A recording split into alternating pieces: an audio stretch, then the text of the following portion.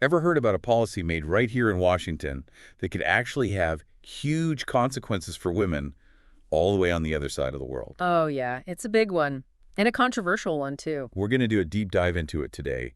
It's all about what's called the Mexico City policy, but you might have heard it called something else. Yeah, a lot of people call it the global gag rule. Catchy, right? But, well, I guess it depends who you ask. Okay, fair enough. But seriously, this thing has sparked a ton of debate. It really has. So we're going to really try to break it down. Unpack it all. Exactly. Should be interesting. So, what do you know about it so far? Well, I know it has something to do with abortion, right? Right. Basically, it stops U.S. government money from going to foreign NGOs, those non-governmental organizations that provide abortion counseling or referrals. So wait, even if they use totally separate money for those services? That's the thing, yeah. Even if they use non-U.S. funds for abortion stuff. So it's not about directly defunding abortions themselves. No, it's more like putting pressure on these organizations, making them choose. Gotcha. So they either offer these services and lose U.S. funding or... Or they stop offering those services and keep the U.S. funding. Tough choice.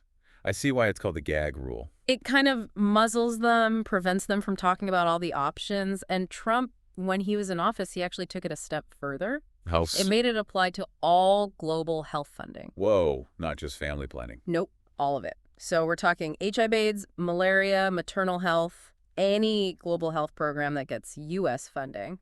Hold on. So if an organization is fighting HIV/AIDS, for example, and they also offer advice on family planning, Which could include mentioning abortion. they could lose all their funding, even for the totally unrelated work. That's exactly the point of contention. I have to say I'm struggling with this one.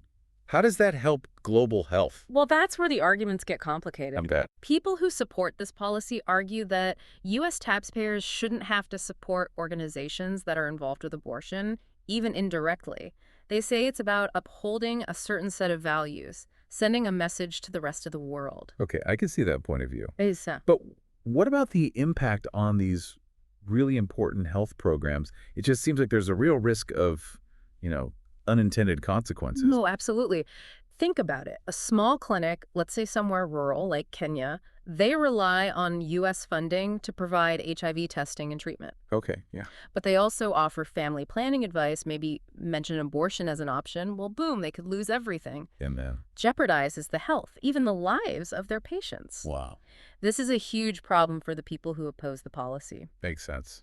They say it takes away women's choices about their health care, their bodies, and could really set back global health efforts. Especially in those vulnerable communities you mentioned. Exactly. This kind of reminds me of something we hear about a lot here in the U.S., the Hyde Amendment.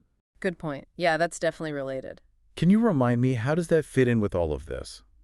So the Hyde Amendment is a law here in the U.S., been around since the 70s, and it basically says no federal funding for most abortions in the U.S. Okay, I remember that. What Trump did with the Mexico City policy was basically take the idea behind the Hyde Amendment and apply it globally. Ah, I see. So instead of just being a rule for programs within the U.S., it's now affecting funding for organizations in other countries too. Exactly. Wow, this raises some big questions, doesn't it? Definitely. Like, what's the role of the U.S. in helping other countries? Right, and how do we balance that with these sensitive issues? It's a tough one for sure. Okay, so let me get this straight. We have this policy, the Mexico City policy. It's been around for a while. Different presidents have different opinions on it. It gets reversed, reinstated. It's a real back and forth. And now Trump comes in and expands it, which really affects global health funding in a big way. You got it. It makes you think, this isn't just some political game. This stuff impacts people's lives. Exactly. That's why it's so important to be informed, to understand the potential consequences of policies like this one.